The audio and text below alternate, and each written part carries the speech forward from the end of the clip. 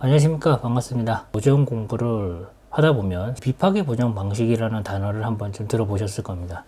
그래서 오늘 그것에 대해서 조금 간략하게 설명을 좀 드릴 건데 이거 잘못 알고 계시는 분들이 좀 있어요.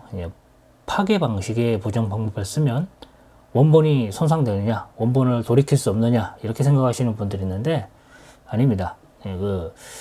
최종적으로 보정이 끝난 다음에 저장을 하잖아요. 그때 저장할 때 덮어쓰기만 하지 않으면 원본은 보존되고요.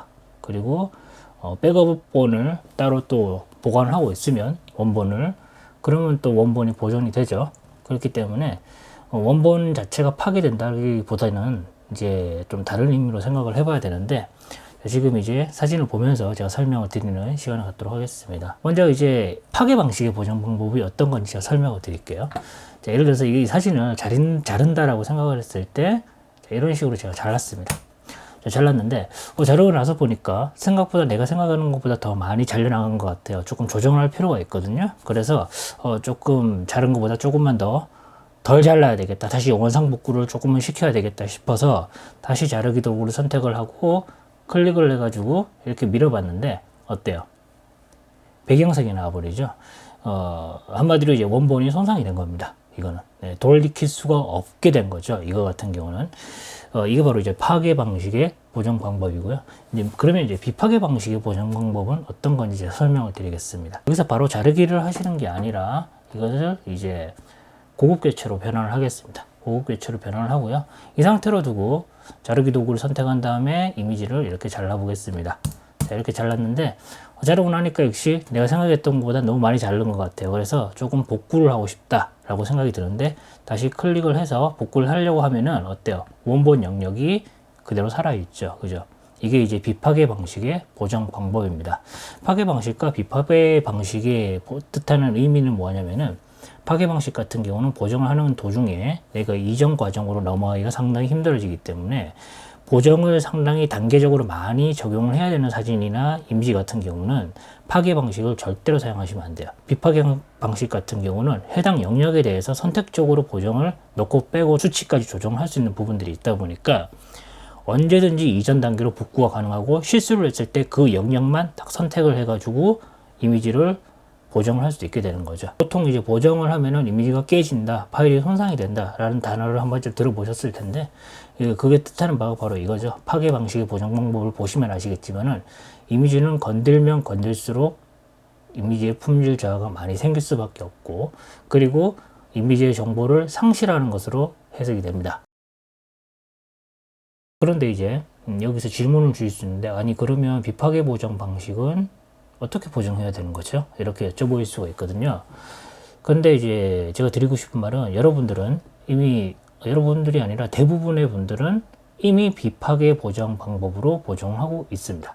자, 이게 무슨 말이냐? 자, 제일 대표적으로 우리가 라이트룸하고 캡처 프로 이런 것들 있죠. 그다음에 포토샵은 카메라 로우라는 그 내장 프로그램이 있는데, 그 프로그램들의 공통점이 로우 컨버팅 프로그램이거든요. 로우 파일을 처리하는데 최적화된 프로그램인데, 그 로우 컨버팅 프로그램들 자체가 이미 비파괴 보정 방식을 선택을 하고 있습니다. 여기서 이제 크롭 도구를 선택을 하고 여기서 이미지를 한번 잘라보겠습니다. 자, 잘랐는데 엔터 눌러보죠. 자, 엔터 눌렀는데 이미지가 내가 생각한 것보다 많이 잘렸다. 그러면 다시 자르기 도구를 누르면 이미 이 원본의 영역이 사라지지 않고 그대로 복원이 살아있다라는 것을 알 수 있죠. 복원은 아니고. 그래서 여러분이 원하는 대로 다시 복원이 언제든지 가능하고요. 그리고 이제 여기 보면은 컬러 같은 경우도 있죠. 여기서 익스포저 값을 이렇게 증가했다가 다시 너무 많이 밝다라고 판단이 들어서 다시 되돌릴 경우에 여기서 파괴 방식으로 얘가 작동을 하게 되면 개조가 다 무너져 버립니다. 그런데 라이트룸 같은 경우는 원본으로 그냥 돌아와 버려요. 원래대로. 자, 이게 비파괴 방식의 보정 방법이라고 생각하시면 되겠습니다. 라이트룸은 모든 기능이 전부 다 그런 식으로 작동을 하고 있기 때문에 여러분들께서 대부분의 분들이 로우에서 이미 기본적인 틀을 잡은 상태에서 보정을 하시고, 정말 디테일하게 보정하기 위해서 포토샵으로 넘어가서 이제 보정을 하시지 않습니까? 이렇기 때문에 여러분들은 이미 기본적으로 대부분의 분들이 비파괴 방식의 보정 방법을 사용하고 있다라고 저는 생각을 하고요. 자, 그러면 이제 비파괴 방식으로 보정하는 방법에서 어떤 게 있나요? 이렇게 여쭤볼 수 있는데, 자, 그러면 이제 예를 제가 들어서 사진을 하나 보정을 한번 해보겠습니다. 자, 기본적으로 라이트룸은 비파괴 방식의 보정이기 때문에 여러분이 원하는 만큼 보정을 직접 해보시면 될 것 같고요. 자, 이렇게 이제 보정을 한 다음에 포토샵으로 이미지를 넘겨가지고 이제 세밀하게 보정을 한다라고 가정을 하고 넘겨보도록 하겠습니다. 자, 포토샵으로 넘어온 이미지고요. 자, 요 이미지를 가지고 이제 보정을 한다라고 했을 때, 자, 아까 전에 이제 자르기부터 설명을 드릴게요. 자, 자르기 같은 경우는 여기 자르기 도구가 있는데, 아까 전에 그냥 이 배경 상태에서 레이어, 추가 레이어 없이 그냥 이 상태에서 자를 경우에 비파괴 방식이 되어버린다 그랬죠. 그래서 이것을 비파괴 방식으로 만들기 위해서는 아까 전에 여기서 우클릭해서 고급 개체로 변화를 해서 자르기 하면 비파괴 방식이 된다라고 설명을 드렸고요.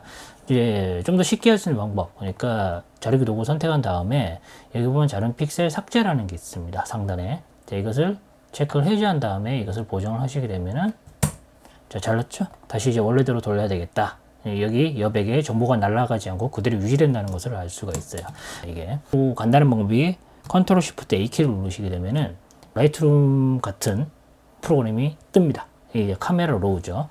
자, 이게 바로 이제 완전 비파괴 방식의 보정 툴인데, 이것도 마찬가지로 그냥 여러분이 원하는 대로 갔다가 다시 돌아올 수 있어요.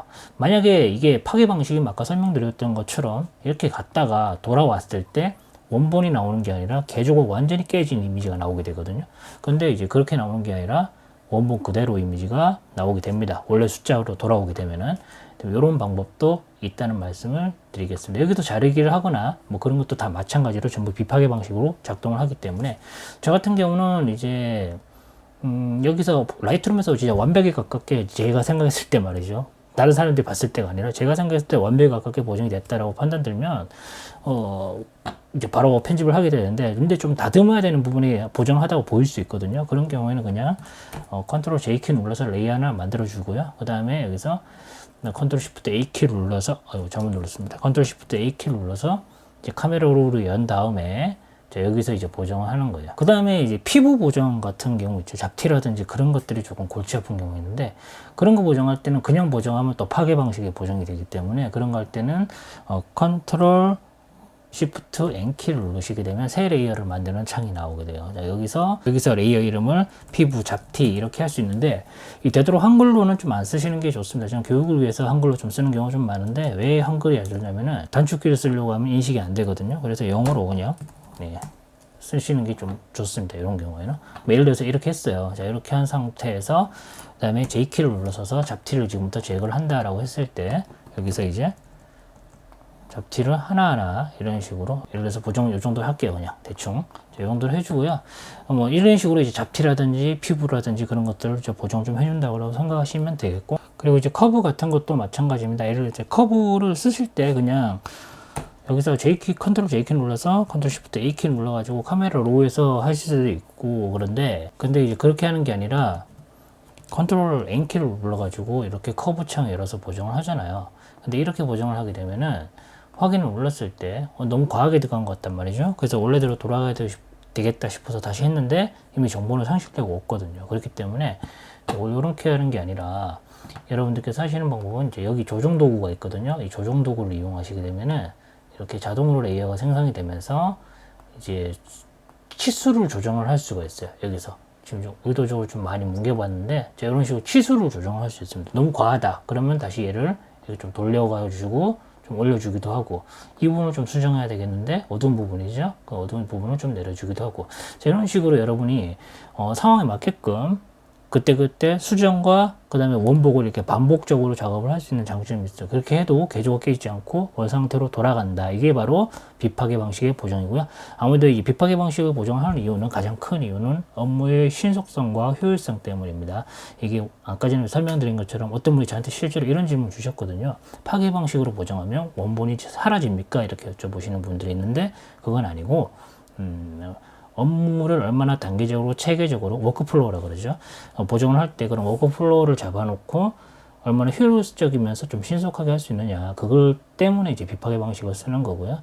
그리고 파괴 방식을 쓰시게 되면은 아무래도 조금 내가 실수로 잘못 보정을 했을 때 되돌아가지 못하기 때문에, 그런 부분 때문에 파괴 방식은 됐었으면 쓰지 않는 것이 좋으며, 그리고 기본적으로 요즘에는 뭐 로우 컨버팅 프로그램을 기본적으로 다 쓰시기 때문에 여러분은 이미 비파괴 방식의 보정 방법으로 보정하고 있다는 점 말씀을 드리겠습니다. 자, 오늘 여기까지 하겠습니다. 고맙습니다.